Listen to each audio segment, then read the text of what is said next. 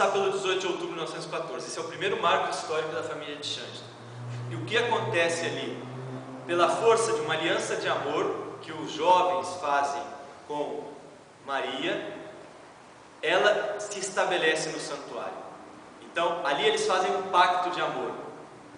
Então, o santuário surge como santuário no 18 de outubro de 1914, no primeiro marco histórico, que é o dia da fundação do movimento. Então, ali era um depósito, era uma capelinha abandonada, ali não servia, não era capela, Deus não estava ali especialmente, estava como está em todos os lugares, mas não tinha uma concentração da sua presença como se tem num santuário. A partir daquela aliança, os jovens se comprometeram a trazer o capital de graças. Então eles trazem o capital de graças para o santuário, e ali Maria então se estabelece na força desse capital de graças. É um pacto mútuo. Ela convida os jovens a trazerem o seu capital de graças, a vida de oração, o seu desejo de santidade, o seu esforço por viver fiel e fidelissimamente as suas obrigações de Estado, ou seja, a sua vida no dia a dia, né? E com isso ela promete transformar aquilo ali num santuário, num lugar de graça, e atrair corações juvenis.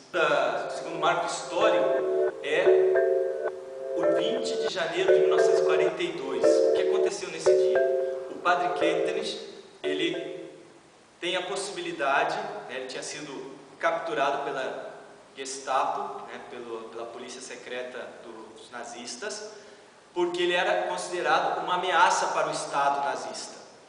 Considerado uma das grandes ameaças, porque ele não se submeteu a Hitler, né, e falava nos seus cursos também que ele não via por onde jogar água benta nesse novo governo aí, né, que era o governo que tinha sido, até ganhou uma eleição, né, tinha sido instaurado ali o governo nazista, do nacionalsocialismo.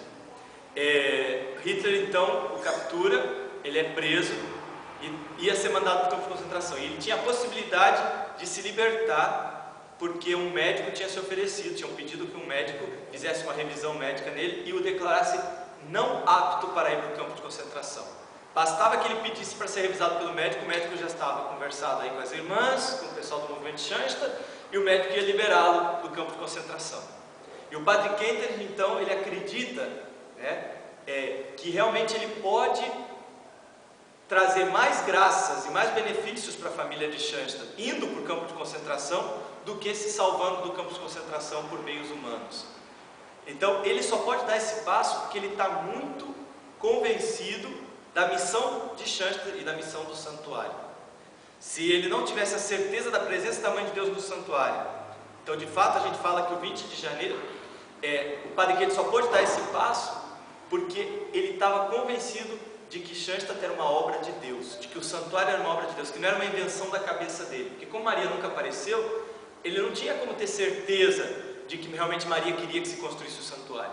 Então, no fundo, o 20 de janeiro e a ida para o campo de concentração, vamos dizer assim, foi como uma prova para ver se realmente aquilo era obra de Deus. E o padre Kentenich disse, se é obra de Deus, eu vou para o campo de concentração, eu posso morrer lá, e isso vai continuar. E a família de Schanster vai ser ainda mais livre e vai ser ainda mais capaz de viver a sua santidade. Então eu ofereço a minha liberdade pela liberdade interior espiritual da família de Schanster. Ele topou ir para o campo de concentração por livre decisão dele, para que a família de Schanster fosse livre para Deus, fosse livre da vontade própria e fizesse cumprir a vontade de Deus na vida da família de Schanster. Então ele só pôde fazer isso por causa do santuário. Depois que o padre Kentenich esteve então no campo de concentração, ele sai pelo mundo inteiro anunciando o mistério de Schanster. Ele estava absolutamente convencido de que Schanster era obra de Deus, de que o santuário era uma realidade.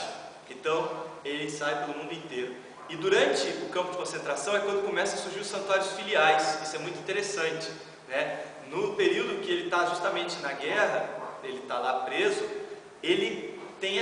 Schanster tem essa graça de que as irmãs do Uruguai tiveram a ideia de construir uma réplica, uma capelinha igualzinha de Schanster. Isso não foi ideia do padre Kentenich, foi uma ideia dos filhos de Schanster, né? E a partir daí foi que ele disse, que bom, ele até soube disso quando ele estava no campo de concentração. Ele falou, continue, legal, né? Ele deu um maior estímulo para que isso continuasse. Mas quando ele saiu do campo, ele começou a estimular as famílias de Schanstatt dos diferentes lugares, na África do Sul, Brasil, Chile, Argentina, Estados Unidos, todos os lugares onde ele passou, ele começou a estimular para que se construíssem santuários filiais. Então, é na volta do campo de concentração que começam a surgir os santuários filiais. E o padre Kentes tinha até um certo medo de que lá na Europa surgisse uma terceira guerra mundial, já tinha tido duas, não ia ser difícil ter uma terceira, e que de repente Schanstatt terminasse de desaparecer do mapa. Então ele saiu com aquela ideia do campo de concentração de que Schanstatt tinha que ser internacional, e tinha que levar essa internacionalidade para todos os lados, e se Schanstatt viesse a morrer no santuário original, né, lá na Europa, desaparecesse, poderia surgir a partir dos santuários filiais no resto do mundo, né? Então, a partir daí, ele motiva, estando aqui na América Latina, a que se construam esses santuários. Nesse contexto, começam a surgir várias perguntas em relação a Schanstatt lá na Europa. Muitas pessoas também, às vezes por inveja, por não compreender bem o movimento, começam a fazer acusações em relação a Schanstatt. E Roma, primeiro a diocese de Treves, onde estava Schanstatt, onde está Schanstatt até hoje, e depois Roma, fazem uma visitação apostólica a Schanstatt e fazem uma série de observações. E o padre Kentes, estando aqui na América Latina, recebe a carta do bispo que tinha feito a visitação com algumas observações sobre Schanstatt. O bispo tinha feito um informe muito positivo sobre essa visita, mas algumas coisas ele tinha dito que poderia melhorar, sobretudo no campo pedagógico. E aí o padre Kentes diz: não posso ficar quieto, né? Alguns até aconselharam: não, deixa assim, fala para o bispo que a gente vai cuidar e tudo, né? Vamos dar um jeitinho nessas partes pedagógicas. Ele falou: não, mas é no pedagógico que está a nossa missão. Então, aqui está a minha missão, a missão de Schanstatt.